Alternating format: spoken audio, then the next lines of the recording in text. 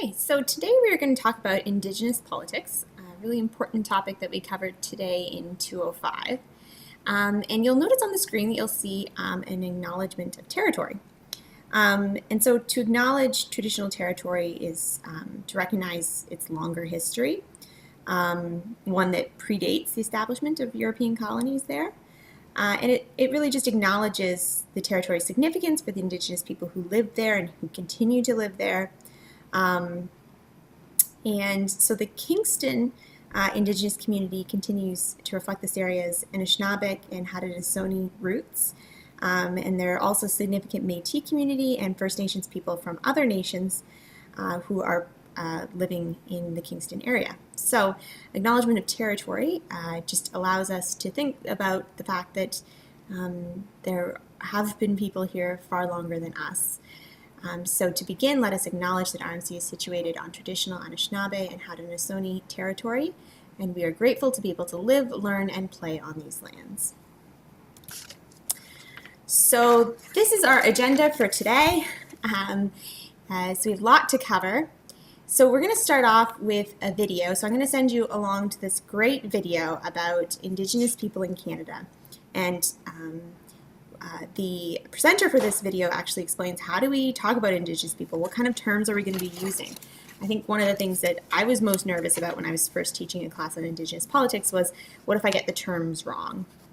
So I'm going to send you over to that video. It's pretty quick, but it is the best video for helping to kind of understand in our Canadian context what terms should we be using for which peoples. For example, when is it most appropriate to use which term?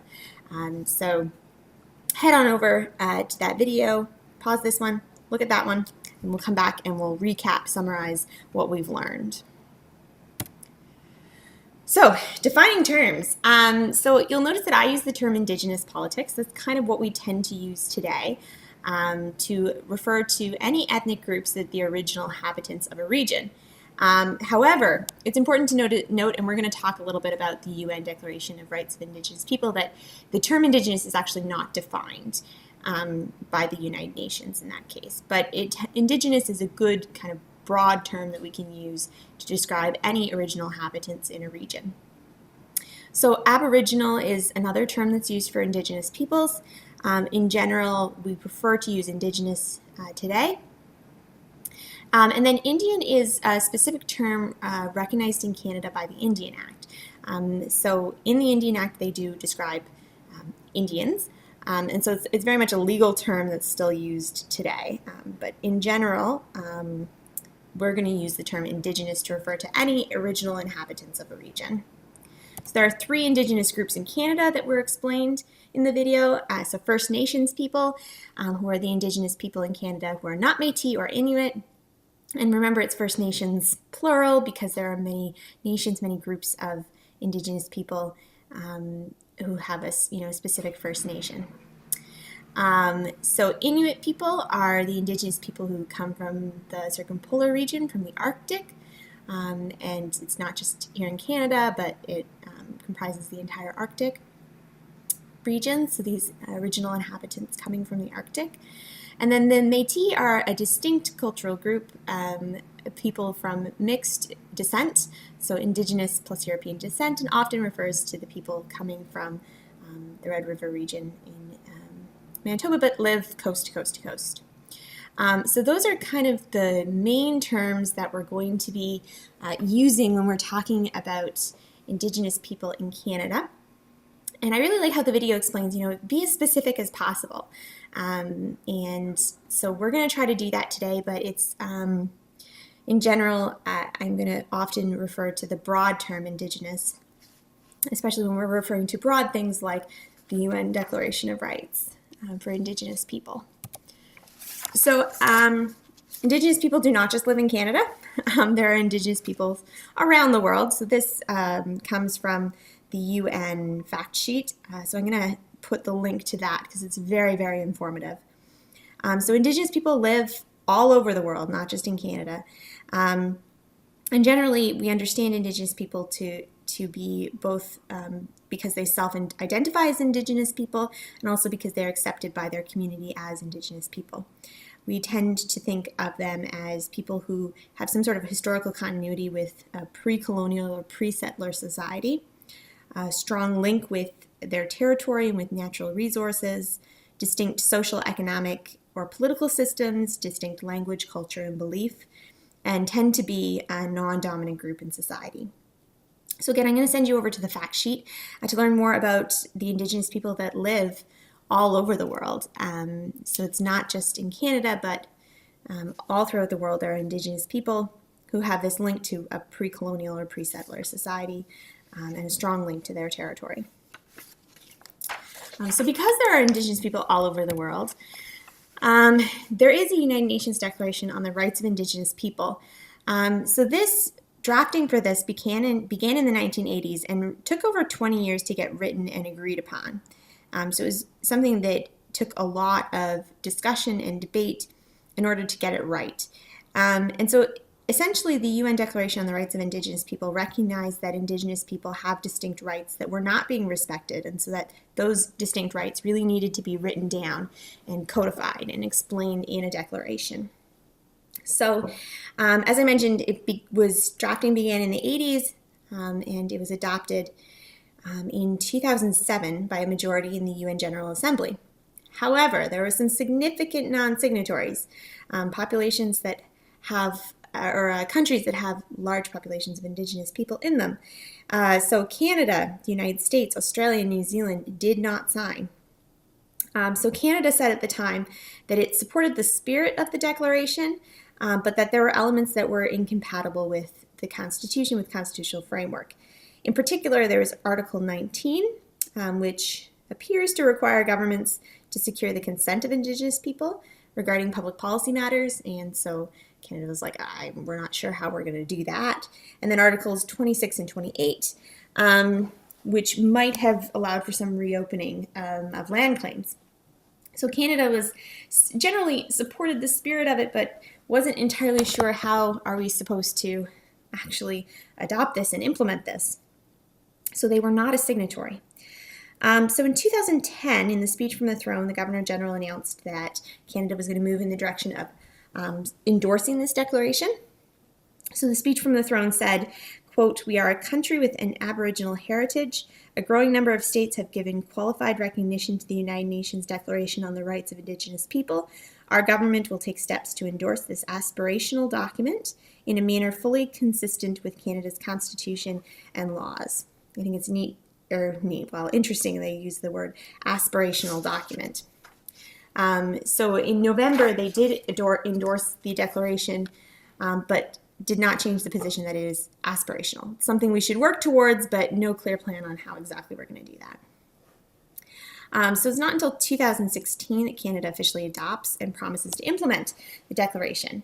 And so in this next video, I'm going to send you to, I don't know why they're not previewing today, but you're going to see what Carolyn Bennett, Minister of Indigenous and Northern Affairs, as it was called at the time, announcing that they're a full supporter of the declaration, that they intend to adopt it. The question being, what has happened since? How has that been actually adopted? And so I'm going to send you to the actual UN declaration to take a look at it and have a think about what aspects of it might be difficult to implement in Canada. How have we implemented some of these, and which are the areas where we really haven't? So I'm going to send you over there. So lots of links today, lots of things to take a look at, but it's really worth just at least taking a scan of this UN Declaration of the Rights of Indigenous People. So it will show up on the quiz. All right, so that's kind of where we're at in Canada. So now we're going to kind of go backwards in time, and I'm going to give you a very brief, a very quick history of the Indian Act in Canada, which is our main legislation that governs our relationship with Indigenous people here in Canada. I am going to be the first to say that this is very brief and very cursory. You could do an entire course on the Indian Act, and I'm sure there are entire courses. So I'm going to go through some of the key kind of highlights along the way so you get a basic understanding of what some of the where it came from and what some of the major issues are. But again, I'm very cognizant of the fact that this is really just a very brief overview. All right, so let's start over here. 1763, the Royal Proclamation. So this divides up the territories that were acquired by Britain, and a large area of Indian territory was part of this, and that the idea was that it couldn't be sold or settled without Crown approval. So the idea was that, you need to have a treaty. You can't just march onto Indian territory and start living there. And it also made deals to allow for new settlements of loyalists. So it doesn't mean that nobody was settling there. It was just at least that Britain took control and said, hey, this is Indian territory, and we're gonna give Crown approval. We're gonna make treaties to allow people to settle there. So into the 1830s, we see the beginning of the reserve system and explosion of treaties. So the idea of these treaties were giving land in exchange for some things. So whether that was tracts of land for reserves, small annuities, schools, hunting, fishing rights, etc. Generally, the indigenous populations were taken advantage of by this system. The idea that was that, you will give us or allow us this land, and we'll give you something in return. But in general, the indigenous populations were not really getting a fair end of the deal in general. But obviously every treaty was different. So this was the beginning of this, or not the beginning, but the movement of this reserve system and the treaty systems that we can still see the impacts of that today. So in the mid-1800s, there was a movement to try to assimilate Indigenous people into Canadian settler society. So one of the ways that they did this was to establish elective band councils. So the idea that we're going to make bands or Indigenous groups function kind of like we would expect a government to function, with elected office and governed by a specific group of people who've been elected by the population. And so this idea was, we are going to help Indigenous people build their own governments, their own elected band councils. But again, this is very much an idea of, we want them to look like Canadian settler society and have governance like we normally do. And then 1876, we get the Indian Act. So this authorizes the Canadian federal government to regulate and administer the affairs and day-to-day lives of registered Indians and reserve communities. So it gave the Canadian government, the federal government, authority for political control. So again, this idea of how band councils were formed, right to the control of rights of Indigenous people to practice their cultures and traditions. It also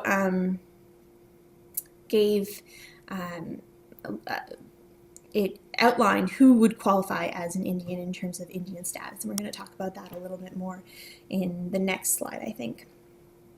And so there's been numerous amendments to the Indian Act since it was passed in 1876, but actually today it largely retains its original form and does still exist. It's on the books today. And later on I'm going to send you actually to the actual Indian Act for you to take a look at that. So even though the relationship between the Crown and Indigenous people had been codified at this point, and there's still lots of ways that the Canadian government and Canadians tried to influence or impact how Indigenous people lived across Canada. So one of the good examples of this idea of how Canadian government was trying to influence and impact Indigenous lives are with the Potash Law in 1884. So in 1884, the federal government banned potlatches under the Indian Act, and other ceremonies. In subsequent years, a variety of other ceremonies were also banned. So the idea behind this was that the potlatch was one of the most important ceremonials for coastal First Nations living in the West. And it was an important occasion for distribution of wealth among the community. And so colonists and missionaries saw this sharing of wealth and food as excessive and wasteful, and also that it was interrupting assimilation. And this idea that we want Indigenous people to shift from an economic system of sharing and redistribution to one of private property ownership, of capitalism, of what we, of the kind of economic system that was trying to be developed in Canada. And so the potlatch was not compatible with that. And so it was outlawed, and there was examples when people were arrested for continuing to do these practices. And so this is just one example of how the Canadian government tried to limit the passing down of certain values and customs through generations. So when something is illegal for 75 years, you lose your ability to pass that down, and it means that it can be lost in a couple generations because no one grows up with these sorts of customs. And so this is an example of how the Canadian government limited the passing down of these values and had impacts for generations. So fast forward a little bit to 1950s.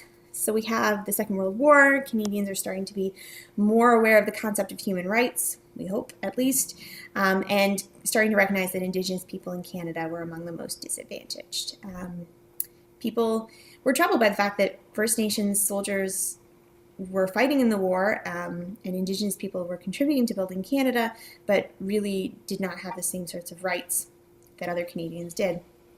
So the Indian Act was amended. Things like no longer illegal for Indigenous people to practice customs and cultures such as the potlatch. But see, like, it's a huge amount of time. So from 1884 to 1951, that's a huge amount of time to not be able to pass on these traditions. And so it had a long-lasting detrimental effect.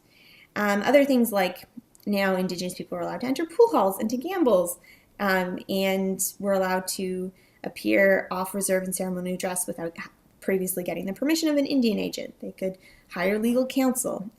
Indigenous women were allowed to now vote in band councils. So there were a lot of amendments.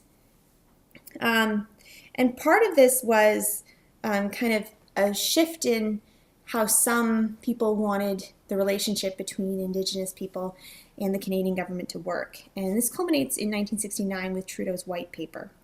The idea, what he proposed was, we completely abolish the Indian Act, we dismantle the Department of Indian Affairs, and the idea is that Indigenous people are essentially just like any other Canadian citizens.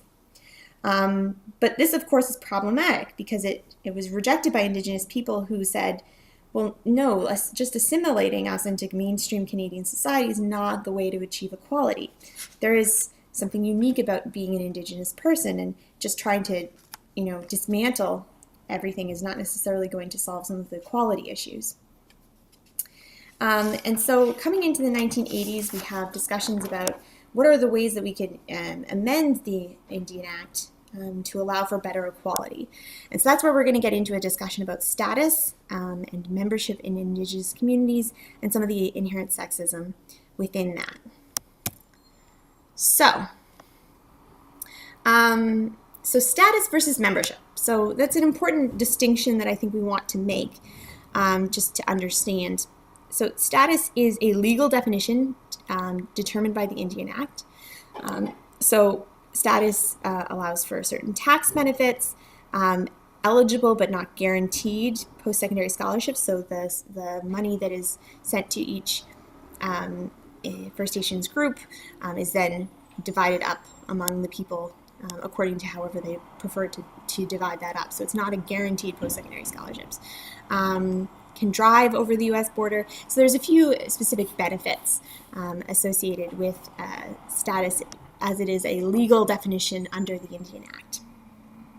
And this is something separate to membership. So community membership is granted by different Indigenous communities according to the rules decided by their community. So that could be traditional or modern rules. So it's really a membership in that community, and that's completely separate from having status under the Indian Act. So each band council or each community is allowed to decide who's a member of our community, as opposed to status, which is a legal definition that the Canadian government decides who is a member of or has a status as an Indian in the Indian Act. All right, so originally, according to the 1876 version of the Indian Act, subsection 6 states who is eligible for Indian status. So the original definition was male person of Indian blood, the child of such person, and a woman who is married to such a person. So you can obviously see here that there is some problems with gender discrimination, that a woman's status is tied to who she is married to. So in 1980s, Bill C-31 was passed, which had a new subsection, 6.2, which applies to those who had had their status reinstated because of the 1876 rules. So over the years, there have been a variety of federal policies that had caused some status Indians to be removed from the Indian rolls. So things as simple as earning a university degree, joining the army or the priesthood, gaining a fee from title of land, marrying a non-Indian, only for women though. And so for many people, one minute you were legally an Indian and the next minute you weren't. So subsection 6.2, the idea was to reinstate some of these people who hadn't been, whose Indian status had been stripped of them. So it created kind of two, not classes, but two groups of people who either had originally had Indian status according to 6.1 and those who had status according to 6.2. So, one of the big problems, of course, though, is that there is some gender discrimination issues. So a lot of whether a child was going to have Indian status or not was based on who their parents were. So if a 6.1 marries a 6.2, the child is a 6.1.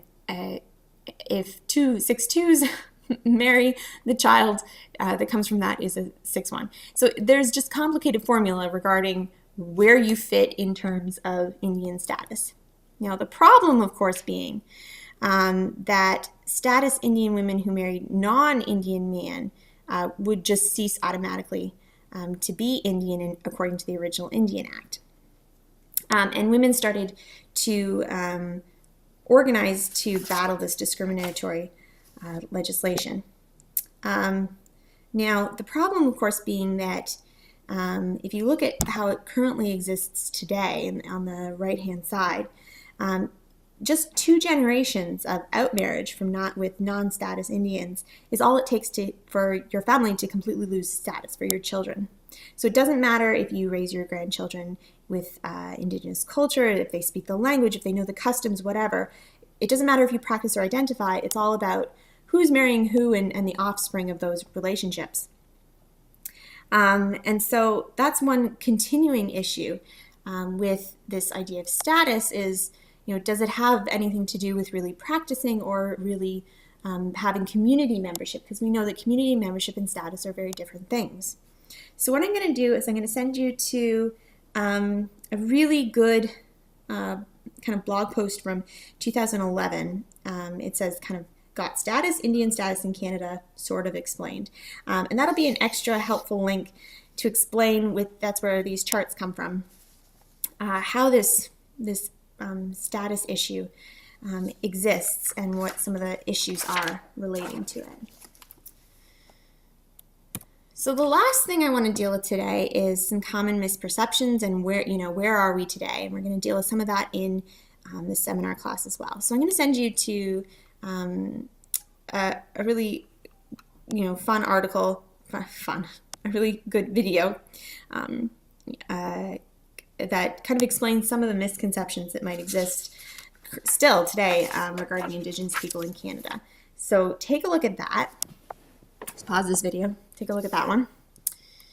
And then the last question, of course, is, well, where are we today? And so we're going to talk a lot about reconciliation, especially regarding residential schools in the seminar, and some of the lasting impacts of residential schools and this general threat of an attempt at assimilation in Canadian politics for Indigenous people.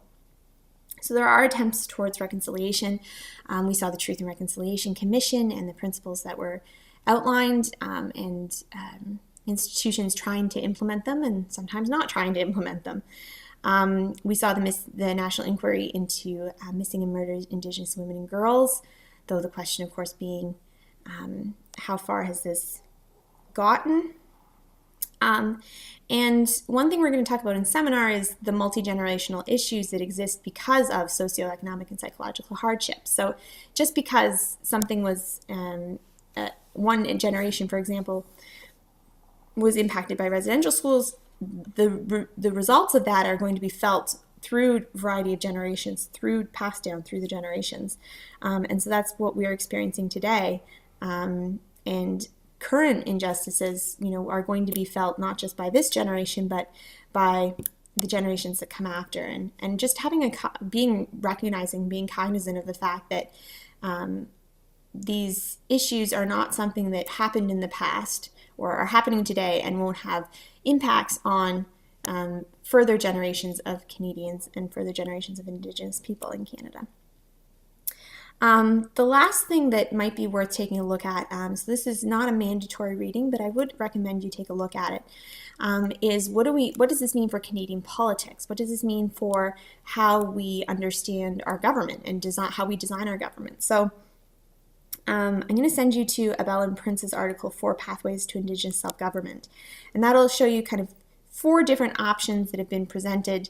Obviously, there's more than 4 options, but 4 different options that have been presented regarding how Indigenous people might move towards self-governance in Canada. And because it is a question that, if we take a nation-to-nation approach, then it's definitely a good question of how do we understand, or how does Indigenous self-government, what's that look like today? So once you've taken a look at that, head on over to the quiz, and we will talk about it more in class.